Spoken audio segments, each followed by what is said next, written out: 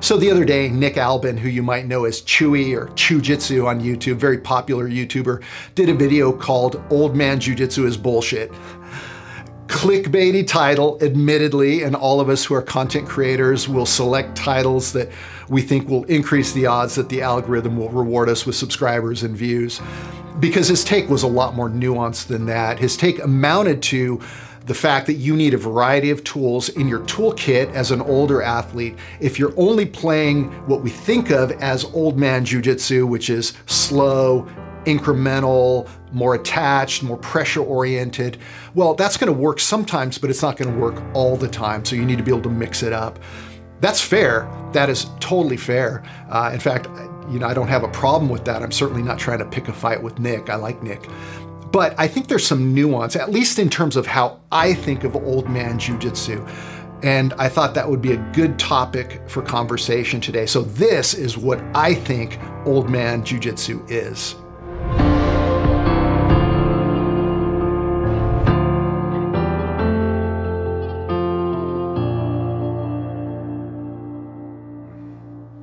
As always, don't forget that I've got some instructional courses at rickellis.com. Check the description for a coupon code. I always have a coupon so you can get my stuff at a discount, and I appreciate all your support. Okay, so what's old man jiu-jitsu? Well, broadly speaking, there are only two ways to play jiu-jitsu. You can play a slower, more methodical, more incremental, more pressure-oriented style of jiu-jitsu, or you can play a more dynamic, movement-based style of jiu-jitsu, one that requires a little more speed, one that requires maybe a little bit more athleticism. As an older athlete, you're gonna be drawn to the slower, more incremental style of jiu-jitsu because you don't have the physical attributes to match the speed, power, intensity, tempo, pace that your young opponents are bringing to bear. And in fact, as an older athlete, you have to learn how to slow them down. You can't match their speed, you have to slow them down. Now, the good news is it's easier to slow people down than it is to match their speed, but that's what you have to do as an old athlete. You have to stay within your physical reality. You have to learn to be successful within your attributes. I've said it before on this channel, you don't get to run the race driving a Porsche when you're old. You have to run the race with, I don't know, a 1971 Lincoln Continental. It's possible to win races in that car, maybe not as many as you'd win in the Porsche, if you learn to be a perfect driver. If you really learn to drive that car perfectly, operating it within its strengths, its capabilities, and its weaknesses. Whereas when you drive the Porsche, you don't always have to be a great driver because the car's very forgiving. It accelerates great, it handles great, it corners great, it brakes great. So that's the basic approach as an older athlete. You are naturally going to have to play a more incremental style of jiu-jitsu. But here's the thing, that's kind of a false dichotomy that there are only these two ways of playing and you're either going to play one or you're going to play the other, because the truth is, as you get more skilled at jiu-jitsu, you learn to drift in between these two styles of jiu-jitsu. Maybe you have somebody tightly locked down, but there's an opportunity to transition to a more dominant position. Okay, well, that's going to take a little more explosive movement to get there. And you make that movement, and now you're in the next position and you go back to the more incremental game. So you're constantly playing with the approach from incremental to more dynamic. And in order to do that as an older athlete, you need to become highly efficient. That's probably the number one word that I would use to describe good old man jiu-jitsu. Bad old man jiu-jitsu is highly inefficient. Good old man jiu-jitsu is efficient jiu-jitsu where there's no wasted motion. You're very precise. Your gripping is precise, your positioning is precise, you're posting with precision, you're transitioning with precision.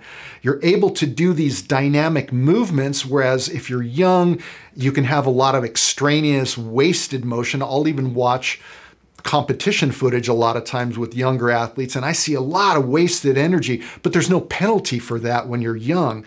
Whereas when you're older, you need that precision of movement to be able to be efficient in order to make those dynamic movements. You can actually be quicker than your younger opponents when you get older, even though you might be slower in an absolute sense. How do you make yourself quick? Well, you do it with killer timing. Timing is the recognition that there is something that you can do now and the reaction to do that thing within that window where it makes sense.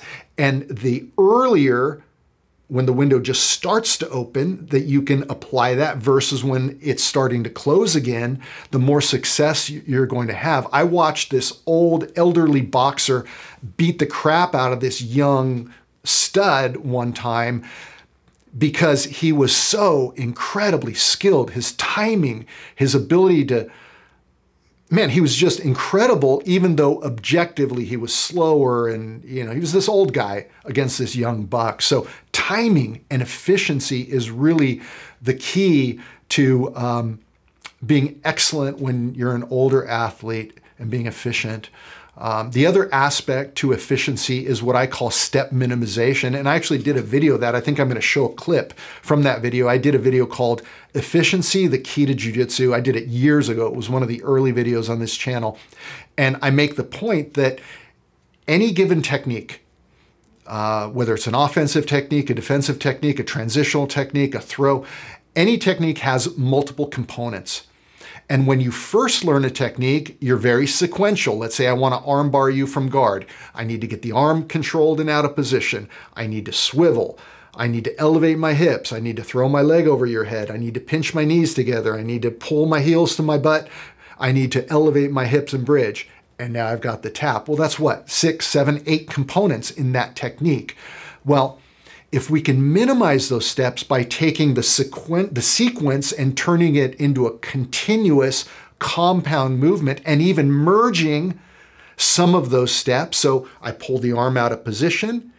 I need to swivel, elevate my hips and throw my legs over. Well, if I can do that in one motion, okay, now I've minimized those steps and taken what was, let's say, 8 steps, and now I can do it in 4.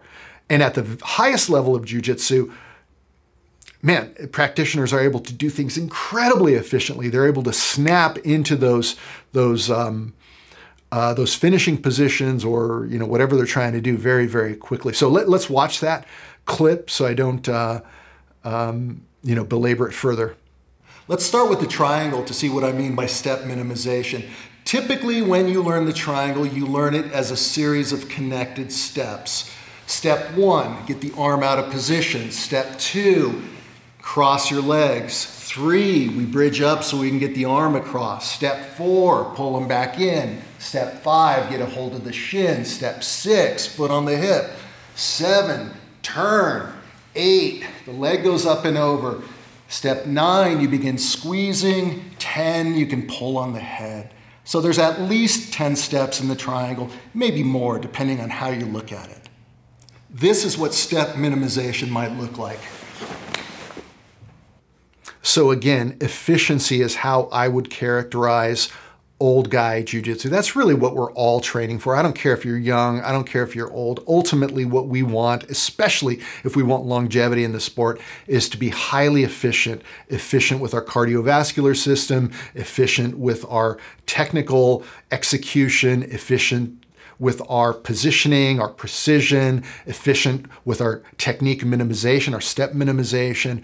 And that's what I would call good old man jiu-jitsu. It's not that you don't move dynamically.